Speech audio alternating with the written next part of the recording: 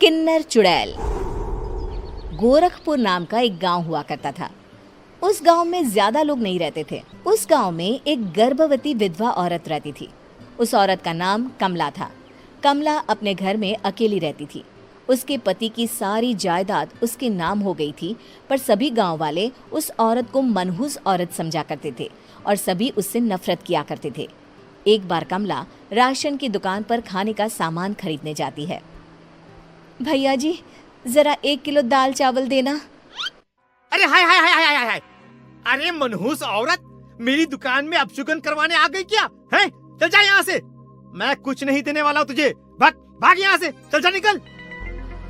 भैया जी, ऐसा मत कहिए। मैं गर्भवती हूँ, मुझे खाने की बहुत जरूरत है। मुझे खाना दे दीजिए। दुकानदार कमला को वहां से धक्के मारकर भगा देता है। तभी कमला रोते रोते उस गांव के किन्नरों के इलाके में आ जाती है। गांव वाले किन्नरों को उसी इलाके में रखा करते थे, क्योंकि वो लोग किन्नरों को पसंद नहीं करते थे और उनके इलाके में रहने से मना करते थे। तो किन्नरों ने उसी गांव में अपना एक इलाका बना लिया था।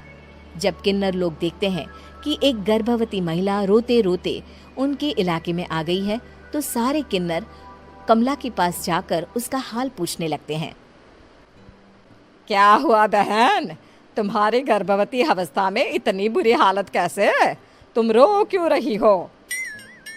तुम डरो मत, हम तुम्हें कोई नुकसान नहीं पहुंचाएंगे। तुम शांत होकर सब बताओ कि हुआ क्या है।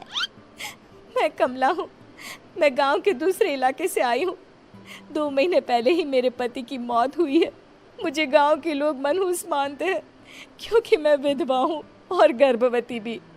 वहाँ के लोग मुझे खाने के लिए कुछ बेचने के लिए भी तैयार नहीं, जिससे मेरा गुजारा नहीं हो रहा था।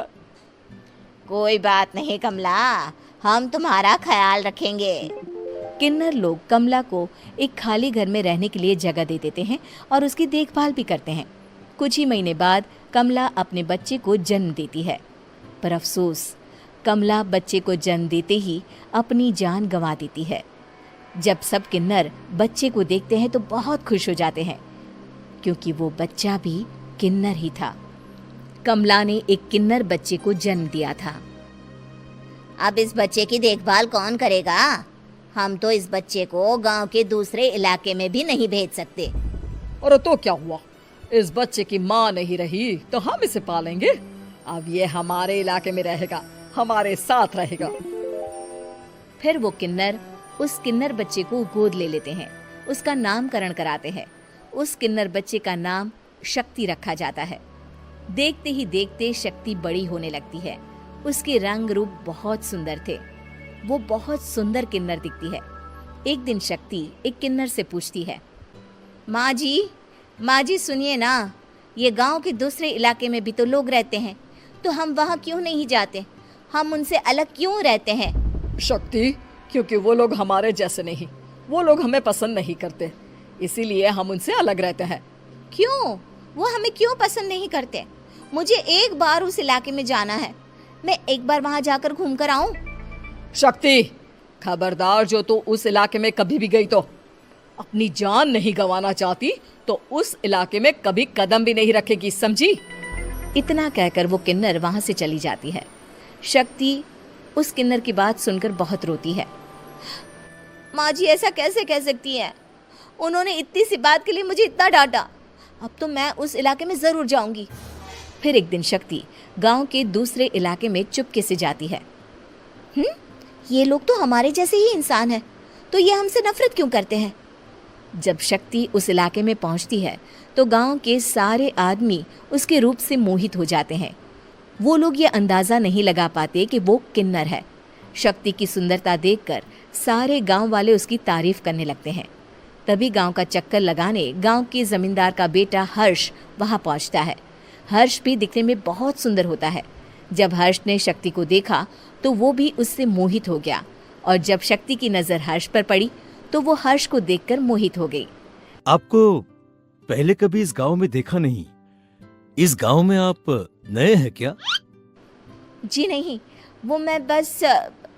तभी शक्ति बोलते बोलते रुक जाती है और मन में सोचने लगती है, अगर मैंने इनको बता दिया कि मैं दूसरे इलाके से आई हूँ तो वो समझ जाएंगे कि मैं किन्नर हूँ, इसलिए मुझे इनसे झूठ ही बोलना पड़ेगा। शक्ति हर्ष को कहती है, जी हाँ, मैं इस गांव में नई आई हूँ, यहाँ अकेली रहती हूँ।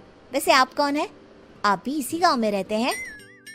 जी हाँ, मैं इस गांव के जमींदार का बेटा हूँ। आपको किसी भी चीज की जरूरत पड़े तो आप मुझे बता देना, मुझे अच्छा लगेगा। ऐसे ही शक्ति और हर्ष एक दूसरे से रोज मिलने लगते। वो दोनों अपने प्यार का इजहार करने एक दूसरे से मिलने जाते हैं।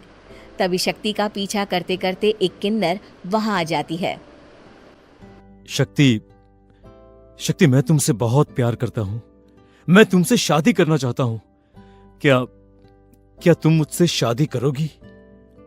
हाँ हर्ष, मैं तुमसे शादी करूँगी, पर मैं तुमको अपने बारे में एक सच्चाई बताना चाहती हूँ जो मैंने तुमसे छुपा कर रखी है। तभी उनके बीच में ही वो किन्नर आ जाती है। शक्ति, तेरी हिम्मत कैसे हुई ऐसा करने की? वो किन्नर शक्ति को खींचकर गांव के जमींदार के पास ले जाती है। हर्ष भी वहां शक्ति को बचाने के लिए पहुंच जाता है। जमींदार शक्ति और हर्ष के प्यार के बारे में सुनकर गुस्से में आ जाता है और शक्ति को गांव के बाहर निकालने की सजा देता है। शक्ति ये बात सहन नहीं कर पाती और कुएं में कूदकर अपनी जान दे देती है। जमींदार हर्ष की शादी गांव की एक लड़की से करवा देता है, पर हर्ष इस शादी से खुश नहीं होता। शक्ति अपना बदला लेने के लिए मरने के बाद किन्नर चुड़ैल बन जाती है। अब मैं इन गाँव वालों को नहीं छोड़ूंगी, अब इनसे मैं अपने प्यार का बदला लूंगी। किन्नर चुड़ैल गांव वालों को परेशान करना शुरू कर देती है। एक बार वो रात को गांव के खेतों में पहुंच जाती है और वहां आग लगा देती है। सारी फसल जल के राख हो जाती है। जब एक आदमी रात को उठकर देखता है कि खेत में आग लग गई है तो वो वहां पहुंच जाता है। वो देखता है कि खेतों के बीचों बीच एक किन्नर चुड़ैल खड़ी है और वहां खड़े होकर ताली बजा रही है। गांव वाला किन्नर चुड़ैल को देखकर बेहोश हो जाता है। जब सुबह उस आदमी को होश आता है तो वो सीधा जमींदार के पास जाता है। अरे जमींदार साहब, अरे वो किन्नर चुड़ैल ने मेरी सारी फसल जला दी। अब मैं क्या करूंगा? क्या होगा मेरा? जमींदार चुड़ैल किन्नर का नाम सुनते ही सब कुछ समझ जाता है। अब वो बहुत डर जाता है। उसी रात को जब जमींदार डर के मारे अपने कमरे में सो नहीं पाता, तभी वहां अचानक से किन्नर चुड़ैल आ जाती है। किन्नर चुड़ैल जोर जोर से जमींदार के आगे खड़ी होकर हंसने लगती है और ताली बजाने लगती है। जमींदार उस डरावनी किन्नर चुड़ैल को देखकर बहुत डर जाता है। तूने मेरे साथ बहुत बुरा किया, अब मैं तुझे जान से मार दूंगी। नहीं नहीं नहीं नहीं, नहीं। मुझे माफ कर दो, मुझे मत मारो।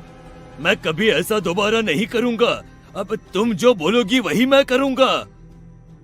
ठीक है, मैं चाहती हूँ कि किन्नर इलाका गांव के इलाके से जुड़े और गांव का कोई भी आदमी किन्नर समाज से द्वेष ना करे, उससे नफरत ना करे, नहीं तो मैं सारे गांव को मार दूंगी। और तुम गांव में एक नया कानून बनाओ कि अगर किसी ने भी किन्नर समाज को हानि पहुंचाने की कोशिश भी करी या इनसे भेदभाव करने की भी कोशिश करी तो उनको कड़ी से कड़ी सजा मिलेगी। हाँ हाँ हाँ हाँ, मैं ऐसा ही करूंगा। तुम जो बोलोगी वो मैं करूंगा, पर मुझे जाने दो प्लीज। तब वो किन्नर चुड़ैल वहां से चली जाती है। गांव का जमींदार किन्नर चुड़ैल का कहा मानते हुए दोनों इलाकों को एक कर देता है और नया कानून भी लागू कर देता है। तब से वहां किन्नर समाज और बाकी गांव वाले शांतिपूर्वक रहने लगते हैं।